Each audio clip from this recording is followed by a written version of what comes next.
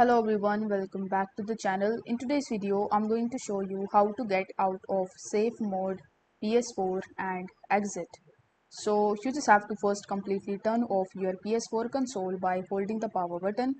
Then wait for the power light to stop flashing. Then remove the power cable and leave the console for 20 minutes. Now reconnect the power cable and press the power button to turn on the PS4 console. If your PS4 console still starts in safe mode, then you need to go to rebuild database and select OK. So with the help of these instructions, you will be able to easily fix this issue. But if this issue is still persist, then what you can do is you can simply contact with the PlayStation repair. That would be the PlayStation customer support team. So you need to come to this page and click on PlayStation repair.